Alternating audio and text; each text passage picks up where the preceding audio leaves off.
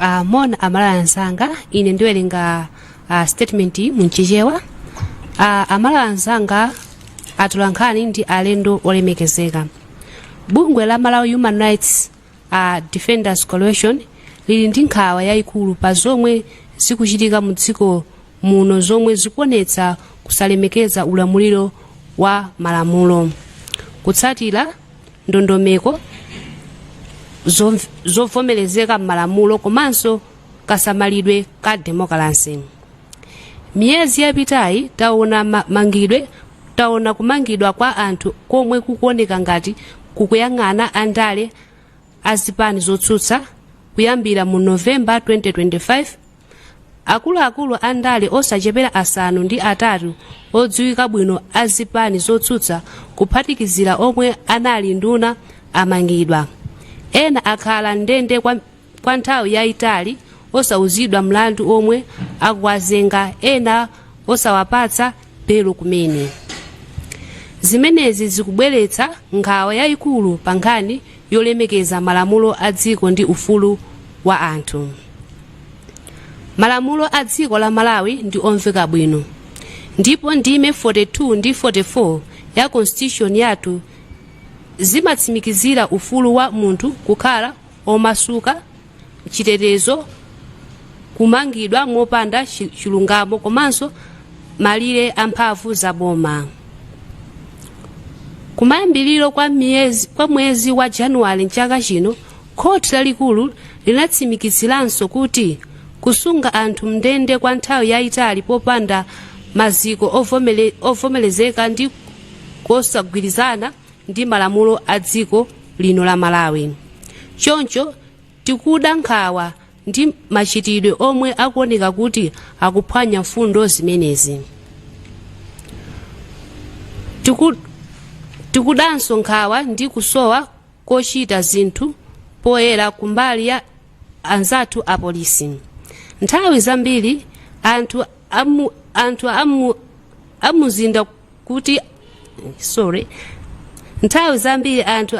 auzidwa kuti apolisi ali ndi umboni okwanira, koma zambiri sizimafotokozedwa, ndipo zotsatira malamulo zikuoneka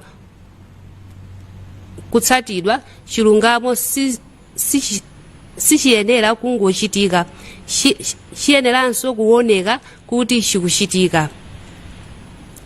Mbiri ya ndale kuno ku Malawi yakhala ndi mavuto akagwiritsidwe ntchito kanthawi ngati apolisi komanso makhoti ngati njira zouzira otsutsa boma. Tikuda nkhawa kuti zomwe zikuchitika pano pa kulimbikitsa chikhalidwe chimenechi, kumangidwa kwa anthu kumeneku tikaona pamodzi kukuoneka ngati njira yothanirana ndi otsutsa boma. HRDC sitikutsutsa kumangidwa kovomereza. Ngati munthu aliyense ayang'ana chipani chake wachita mlandu, malamulo ayenera kutsatidwa, koma kumangidwa kuyenera kutenga umboni odalirika, kutsatira ndondomeko za malamulo, kulemekeza malamulo amakhoti komanso kupewa kusankhana kapena kuzuza anthu chifukwa cha ndale.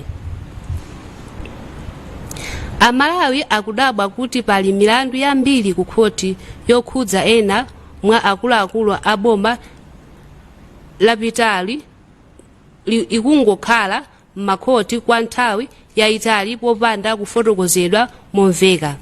Izi zikupangitsa anthu kuganiza kuti malamulo akugwiritsidwa ntchito mosalingana, okhwima kwa ena komanso ena akuoneka kuti akukhala ofewa.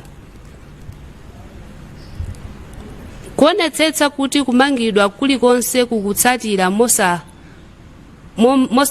mosamalitsa malamulo a dziko kukufotokozereka Amalawi pomwe milandu kuphatikizirapo ya mbuyomu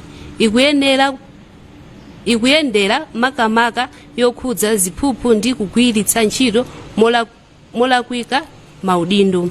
Kuonetsetsa kuti mabungwe achitetezo ndi malamulo akugwira ntchito mwaufulu asagwiritsidwe ntchito pa zolingana za ndale. Zimenezi zili ndi zotsatira zazikulu. Malawi imadalira kwambiri ubale wa padziko lonse ndi chidaliro cha oyika ndalama. Kubwerera mbuyo pa demokrasi, kuzuza otsutsa andale, komanso kunyalanyaza zigamulo za makhoti kungaononge mbiri ya dziko, mchuma chake, komanso mwayi wa chitukuko cha mtsogolo. Makamaka pa nthawi yomwe dziko zikukumana kale ndi mavuto akulu azachuma. Kumangidwa ka akuluakulu otsutsa zikuchitika pamene mavuto azachuma akukulirakulira mu dziko muno. Amalawi akuvutika kale ndi kukwera kwa mitengo ya mafuta, magetsi, komanso katundu ofunika. Ndondomeko zatsopano za misonkho zabweretsa nkhawa kwa amalonda ang'onoang'ono omwe ndi msana wa chuma chosakhazikika cha dziko lathu. HRDC yakhala ikupereka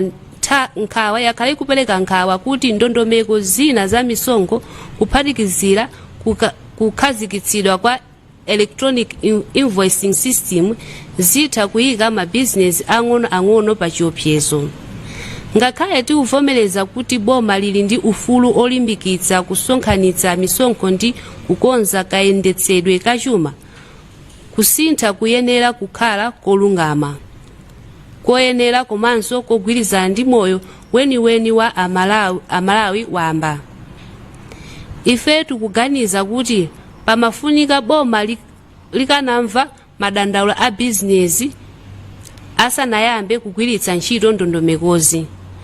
Kusintha zachuma sikuyenera kuchitika pophwanya ufulu wa munthu wina aliyense mu dziko muno.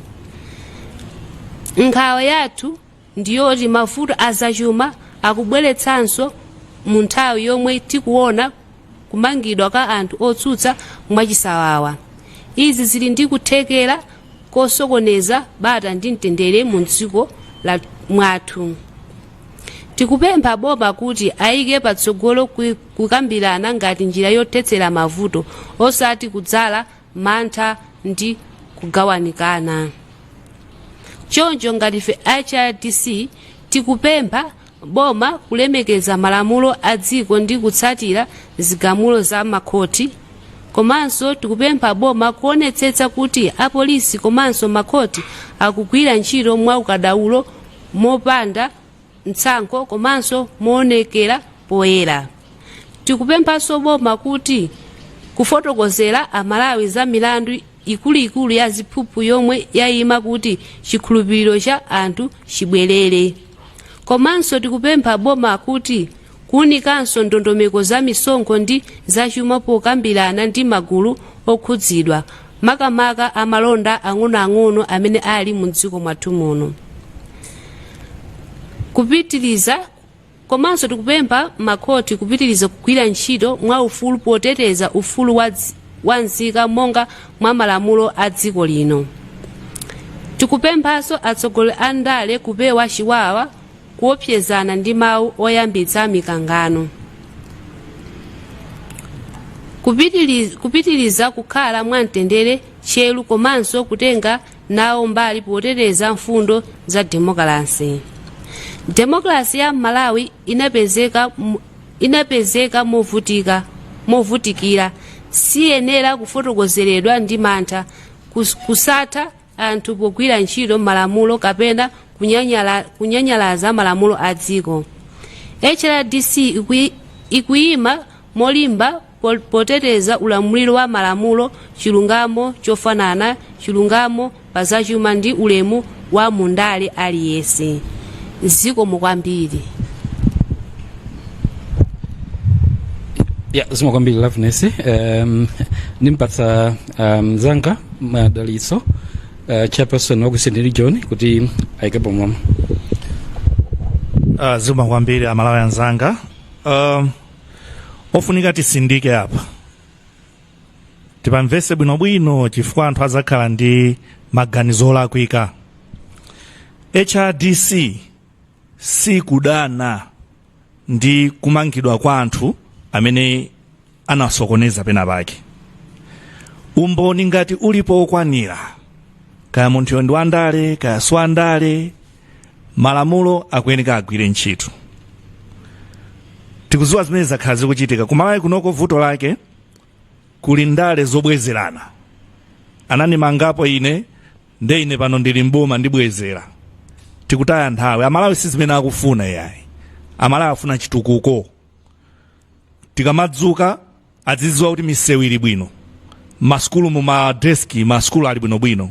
Tisataye nthawi ndi ndale zobwezerana. Ngati alipo anasokoneza, malamulo agwire ntchito.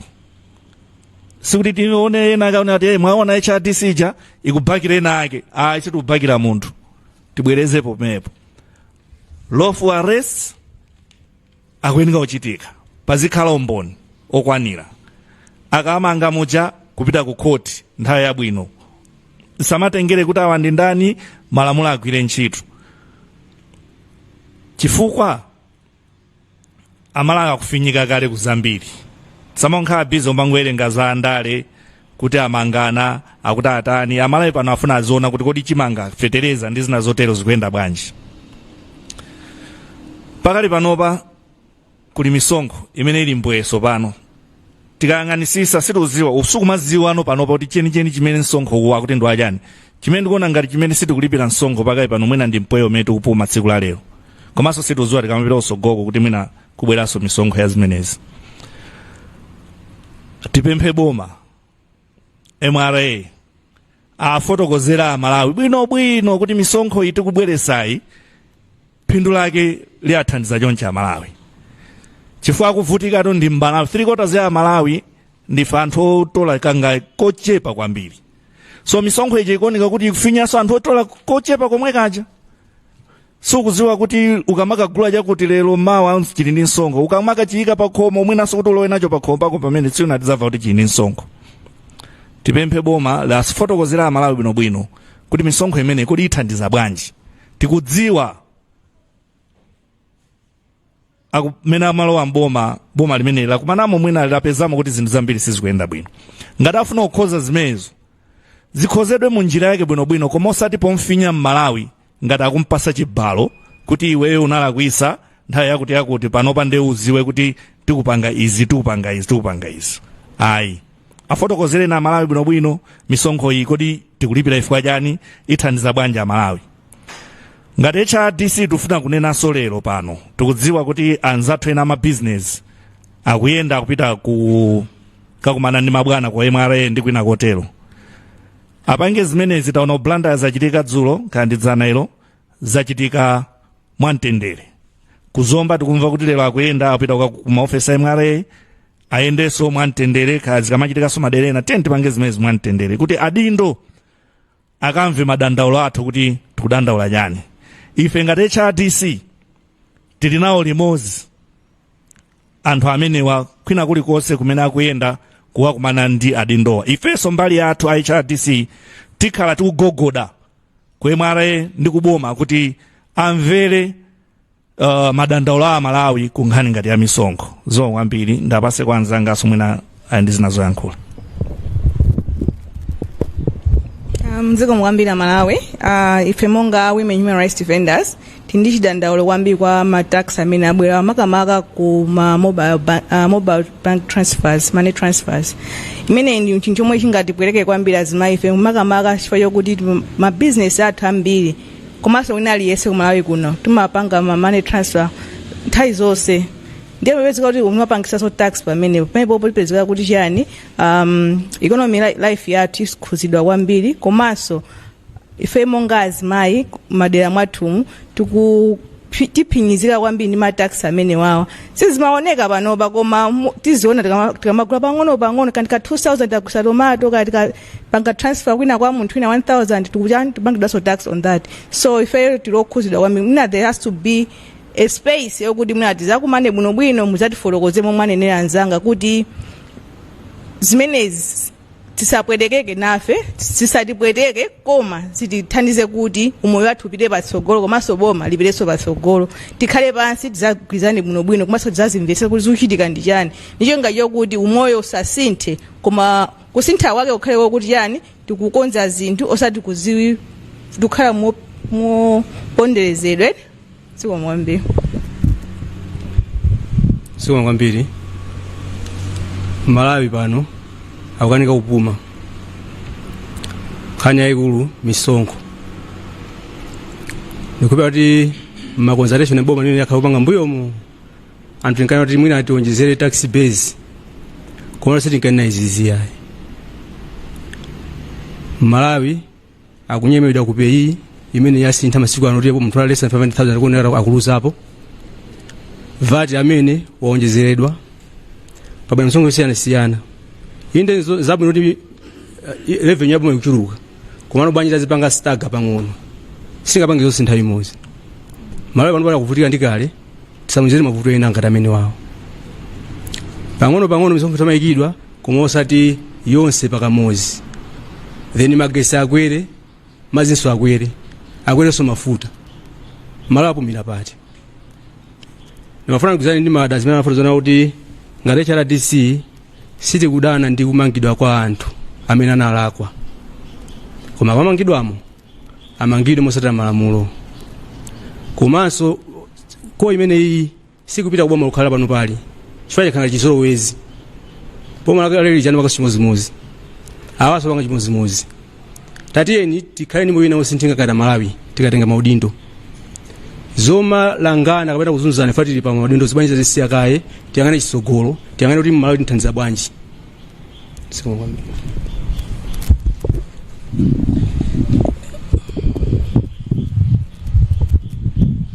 Zikomo kwambiri. Ineyo ndimafuna nditsindike pa nkhani ya ndondomeko za anzathu amene ali ndi mphamvu za kuchita enforce malamulo kunena kuti nthawi yakwana tsopano imene sitikumayenera kugwira ntchito mobwerera m'mbuyo chifukwa kwa nthawi yayitali takhala tikuona anthu akumangidwa komano akamangidwamo zimapezeka kunena kuti no umboni kuti ubwere kapena kuti munthu yatengedwere ku khoti zimakhala zinthu zovuta. It's high time anzathu amene ali ndi mphamvu kapena kuti ulamuliro wakuti akhoza kumachita enforce malamulo kuti adzifufuza kaye mokwanira napeza umboni okwanira ndiyo linga chonena kuti nkhani zizitha kuyenda mofulumira anthu azitha kupeza chilungamo mogwirizana ndi malamulo. Zikomo kwambiri.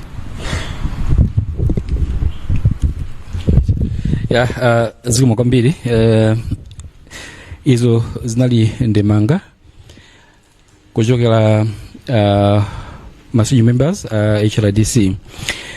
Nthawi ino distinguished ladies and gentlemen, tikupempheni ngati mungakhale ndi mafunso mutifunse pa zimene tafotokozazi. Zikomo kwambiri. So mukamafunsa mukumbukire kutchula dzina lija kutikumbutsa komanso kumene mukuchokera makamaka kumene mukugwira ntchito. Yeah.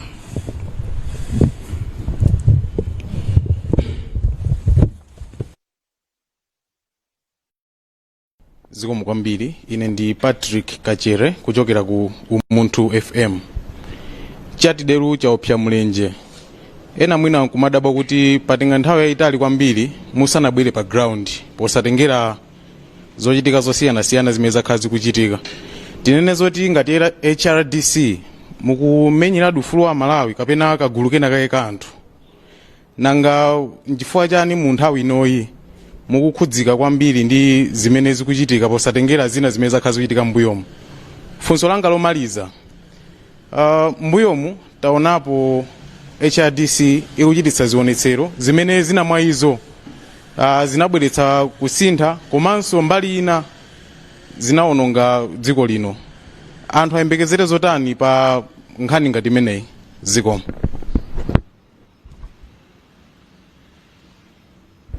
Ine ndi Doric Ntenje kuchokera ku Malawi Post Online Publication. Funso langa ndonena kuti anthu ayikhulupirire bwanji bungwe ili kutengera kuti mbuyo mutaona ena mwa akulu anu analandira ma ambassador positions komanso ena anatenga ma ministerial positions ndi kutengeranso kuti mongogwirizana ndi Kachere bungwe lilakhala nthawi yayitali lisakuyankhula ku the past regime. Apa ngati kwabwera boma lina limenenso mbuyomo inuyo bungwe lanu munathandizira kuti lituluke anthu akukhulupirirani bwanji ngati bungwe lomenyera ufulu zikomo.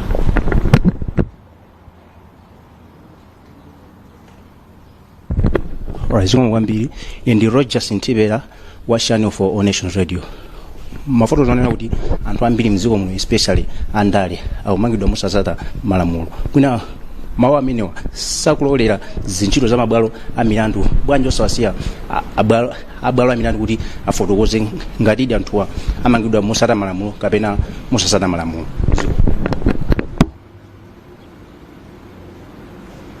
Okay. Tingatha kuyankhapo mafunso amene aperekedwa ndiyamba kuyankha ine. Anzanga amene ndi nawo andithandiza kuyankha mwene pamene ndaperewera pamene sinakhudza kwambiri. Funso lochoka kwa akachere. Sindizoda kangatokhala kachingati kuyankha funso limeneli limabwerabwera nthawi zonse pamene tikuchita interact ndi atolankhani timafunsidwa ndithu andi timayesera ndithu kuyankha. HRDC sinakhaleko chete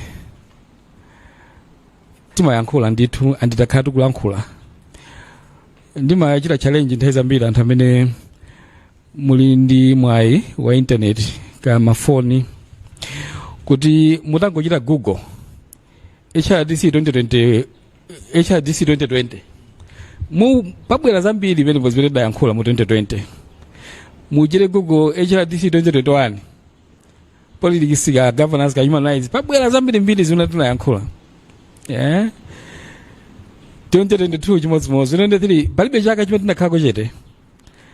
Google ikupatsani zimene inuyo malemba ngala nkhani zimene ifeyo timayankhula pa Google pali zambiri mupezapo malipota Nyasa Times ena malemba ndi nomwene mulimo muno.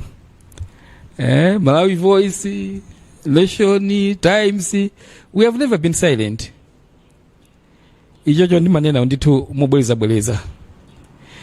As HRDC, we have always stood with Malawians. Takhala tukuyenda ndithu nda Malawi. Pamene zinthu zikuyenda takhala tukuyamikira. Pamene zinthu sizikuyenda takhala ndithu tukudzudzula.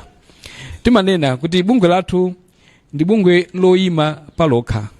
Sititsamira chipani china chilichonse yayi. Si ife bungwe la chipani china chilichonse. Chidwi chathu chimakhala pa ufulu wa munthu. Maufulu a munthu amene akutetezedwa ndi constitution yathu. Chidwi chathunso chimakhala pa mfundo za ulamuliro wabwino. Chifukwa timadziwa kuti maufulu amalemekezedwa pokhapokhapo ulamuliro kuyenda bwino. Koma ulamuliro ukakhala kuti suli bwino, maufulu a anthu amapezeka kuti akuphwanyidwa. So HRDC simakhala chete. Pamene ulamuliro sikuyenda bwino timayankhula, chifukwa timadziwa kuti ngati sitiyankhula, ngati sipakhala kukonza, ndoti maufuluso aphwanyidwa. Nkhani za demonstrations afusaso fuso lokhuza ndi zionetsero zimene HRDC imapanga. Mufunso manumo munachita insinuate kuti timachita demonstrations amene anabweresa kuonongeka. Sindikudziwa kuti mutanthauza yani. Komano ufulu panga demonstrations ndi ufulu mene uli mu constitution yathu. Mukangana go 38 kunena machimvekere kuti Malawi aliyense ali ndi ufulu opita konsewu ndikachita demonstrate ndi anzake mabata komanso mwamtendere. Anthu ayembekeze chani ulendo uno. HRDC ipitidwa kugwira ntchito yake yotumikira Malawi yoonetsetsa kuti maufulu a anthu akulemekezedwa, akutetezedwa komanso akwaniritsidwa. Ngati bungwe lomwe silaboma tipitiriza kugwira ntchito yathu molingana ndi malamulo a dziko lino. Malamulo amatipatsa njira zimene amabungwe tingatsate ngati tikufuna kuchita raise issue ina iliyonse ndi boma. Timaloledwa kukambirana ndi boma, timaloledwa kulichita report boma kuma agency oyenerera international, timaloledwanso ngakhale kupanga ma demonstrations kukakamiza boma kuti likonze mavuto amene akuphinja Malawi. Ngati HRDC tipitiriza kutero. Ndichite correct misconception imene makhala po nthawi zambiri ndi HRDC. Ndakhala ndikuzinena izi ndizinenaso. Anthu amaganiza kuti HRDC ndi bungwe la mademo. Zimene zosizoona. HRDC si bungwe la mademo. Mademo ndi njira imodzi yokha imene constitution inatipatsa kuti tingatogwiritsa ntchito kuti nkhawa zathu ngati anthu zipangidwa address. Koma si njira yokhayo iyayi. HRDC timagwiritsa ntchito njira zosiyanasiyana. Timatha kukambirana ndi boma, timatha kugwiritsa ntchito njira zosiyanasiyana zimene zili malamulo, timatha kupita ngakhale ku court. Mutati muone mupita ku court mukaona kuti HRDC ili ndi milandu kumeneko imene tidatengera boma ku court chifukwa chakuti pali zinthu zina zimene boma lisinachite bwino. Tikadafuna tikapita kunsewu koma tidaona kuti yayi zofunikira kuti tipite ku court chifukwa malamulo amatipasa mphamvu komanso ufulu oti tingathe kupita ku court kukamang'ala kukadandaula ngati pali zinthu zina zimene boma siluchita bwino olo ngati pali maufulu ena amene akuphinjika. So tiyembekezera chani Amalawi ayembekezera chani ku HRDC? HRDC ipitirira ndithu kugwiritsa ntchito ngati zinthu ngati zimenezi. Ngati kuli kufunika kuti anthu tipite kunsewu tikapita kunsewu ngati pali kufunika kutero. Kwa ifeyo ngakhale kuti ndi ufulu umene ukutetezedwa mu constitution opita kunsewu, komano sitimangoti chinthu chikachitika basi tende kunsewu. Ayi, timafuna ndithu kuti tipereke dialogue a chance, tipase adindo nthawi komanso space kuti asolve mavuto a Malawi. Ngati zonsezo zalephereka nkuoneka kuti yayi mbofunika kuti tipite kunsewu, timatero ndithu. So Amalawi ayembekeze ndithu kuti HRDC ipitirira kuyenda moteromo. Kodi tikanena kuti aboma li tsate malamulo pomanga wanthu, kodi sili kuchita interfere ndi ntchito ya makhoti, judicial independence? HRDC ndi bungwe limodzi limene timakhulupirira kwambiri komanso timalemekeza judicial independence, kuti makhoti athu ku Malawi kuno ali oyima pa okha ndipo akuyenera kupatsidwa mpata komanso kuloledwa kugwira ntchito moyima pa okha. Koma sitikukhulupirira kuti kuyankhulapo komanso kupempha boma kuti liwonetsetse kuti likutsata malamulo pomanga wanthu ndiye kuti tikulowera ntchito za makhoti. Sindikukhulupirira kuti imene ingatokhala conclusion yolondola. Chimene tikunena ife message athu njonena kuti ngatidi pali anthu oti awene omangidwa okuti akuganiziridwa kuti anapalamula mlandu amangidwe ndithu, koma achita izo motsata malamulo, achita izo molemekeza ziganizo za khoti, achita izo molemekeza ufulu wa chipatidwe wa anthu. Constitution yathu imateteza ufulu wa munthu woganiziridwa mlandu. Pali zambiri azanga ena ali pano ndi anthu odziwa malamulo angatokufotokozerani bwino ndithu zimene tunenazi kuti munthu inalenso oganizidwa mlandu ali ndi ufulu. Ufulu number 1 ndi ufulu onena kuti akagwidwa auzidwe chimene walakwa, auzidwe mlandu umene wapalamula. Koma kumanga munthu ndikukamusunga muchitokosi osamuuza chimene walakwa ndikuphwanya malamulo komanso mfundo za ufulu wa chipatidwe wa anthu.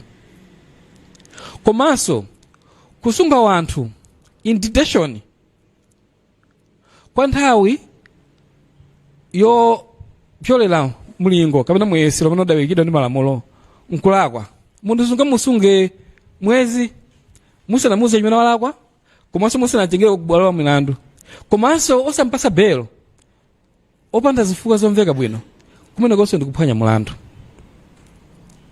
So chimene tunena nchonena kuti ngati pali kufunika kumanga anthu amangidwe ndithu anthuwo komano amangidwe motsatira ndondomeko zimenezi ndi malamulo amenewa.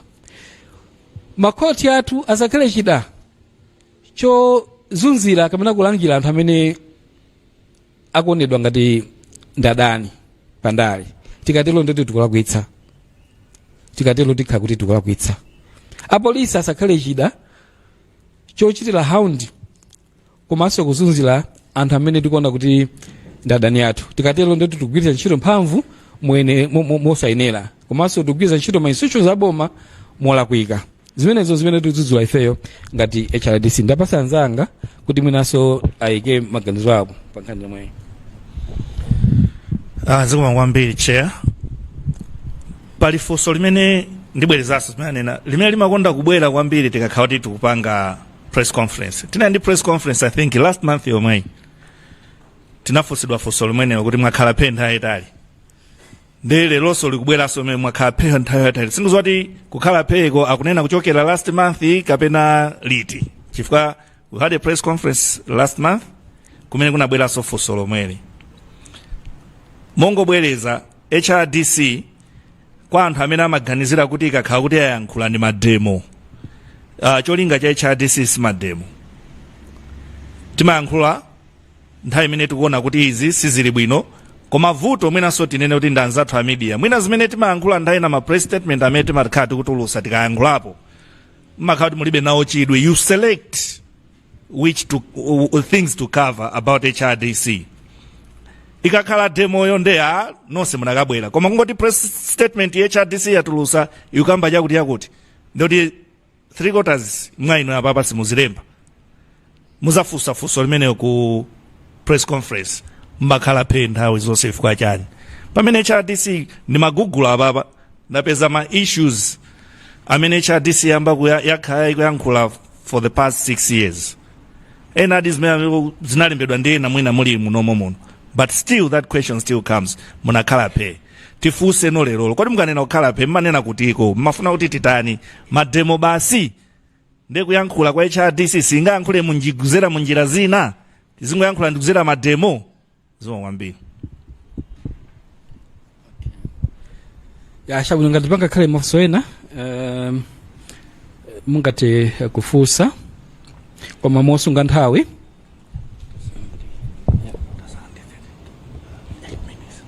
Okay. 8 minutes. Okay, so my name once again is Wycliffe Njiragoma of Nation Publications. I have 3 questions which I believe are the last considering your time constraints. My first question is on the tax issue. You're talking of punitive tax measures.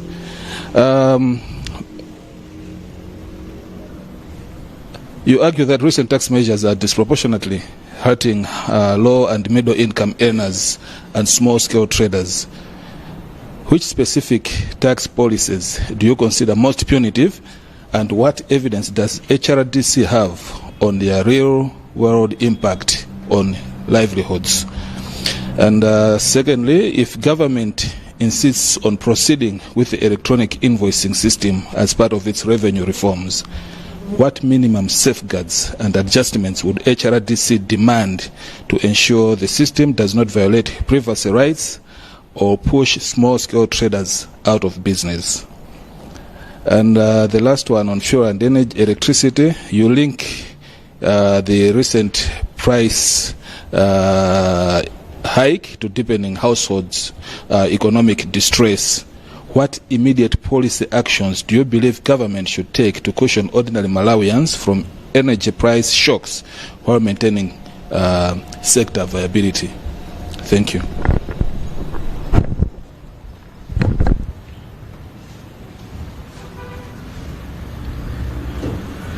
Zima kwambiri Wycliffe. Sindikudziwa ngati panga khale Solina.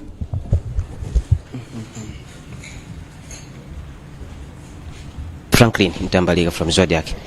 Mwina kungomvetsetsa kuti HRDC timambo zoti magrupira dialogue.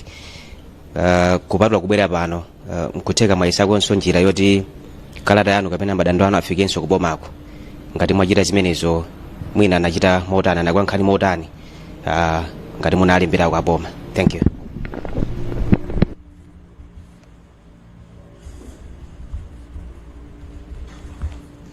Okay, zikomo kwambiri Franklin, ndiyambe ndikuyankha mafunso amene tapatsidwa kuchoka kwa Wycliffe, ndi ambapo anzanga ndithandiza.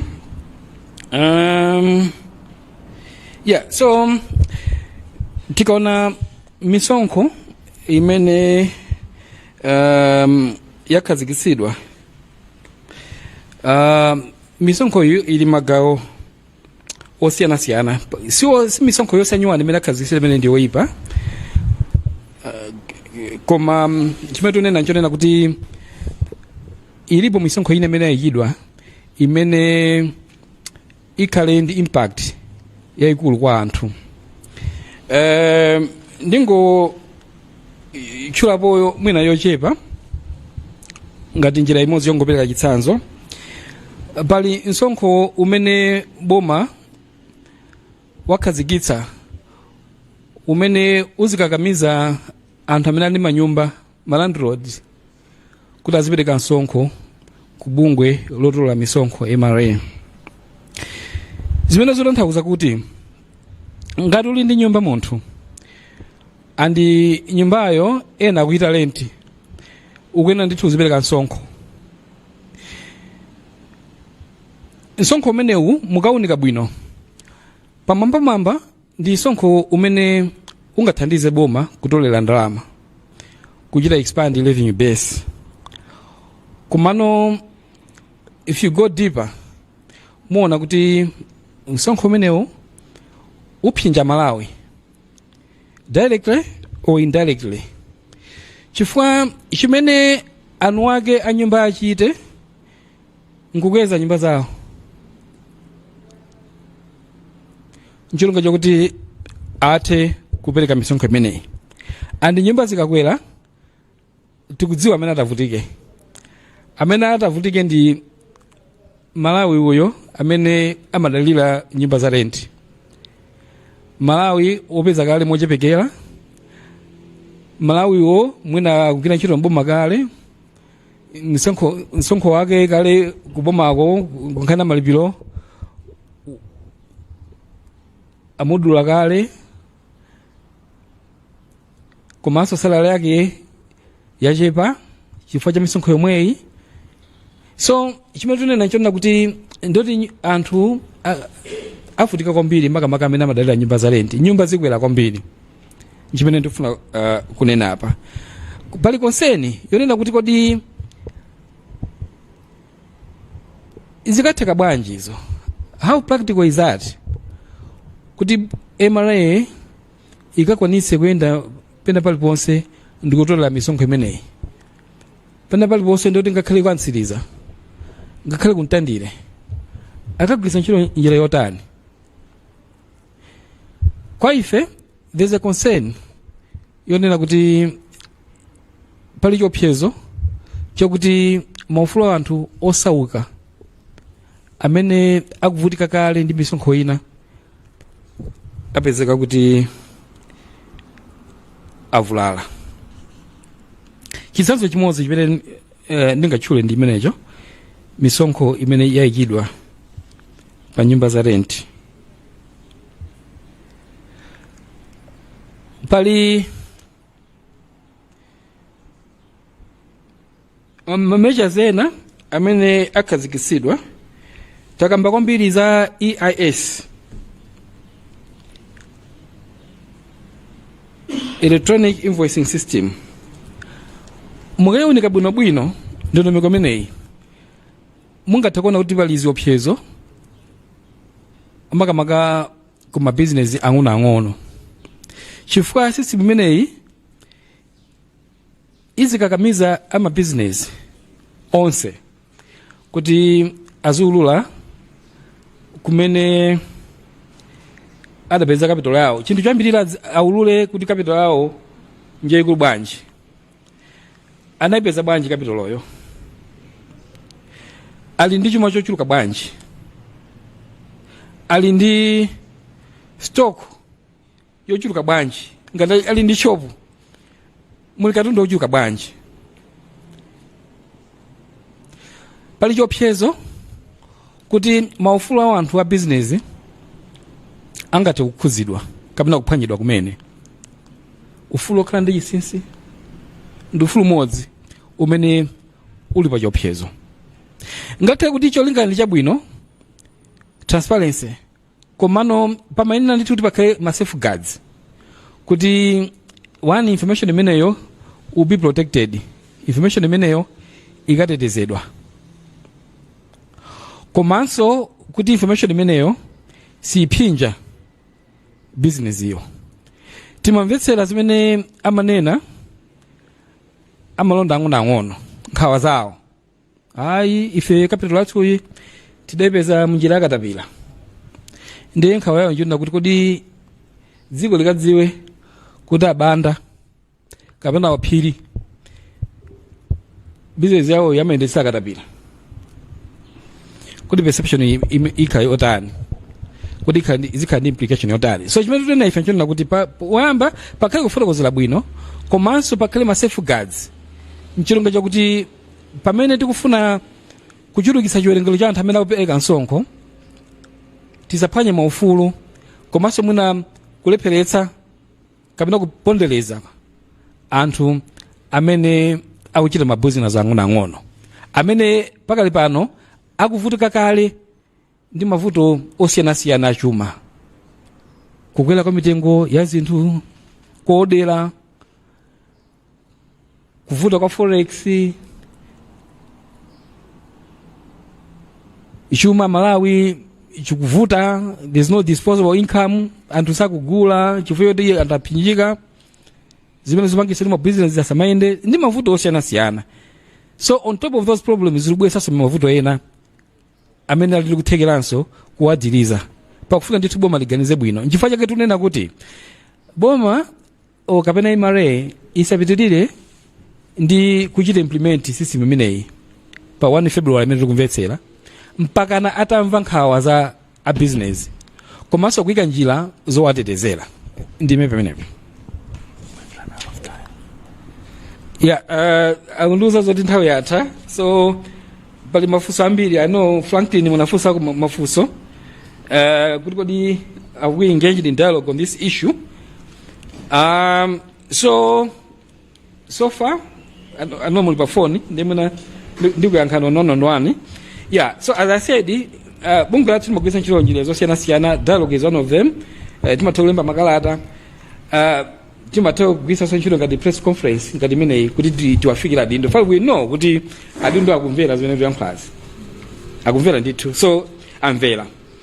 Ngati sipakhala response iliyonse mwina tipempha kuti tikakumana nawo direct ndithudi. Yeah.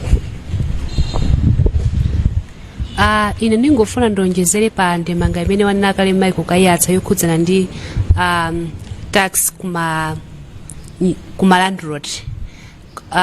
Makamaka ngati ine nzimayi, ngati fast mai, we are very concerned with this issue.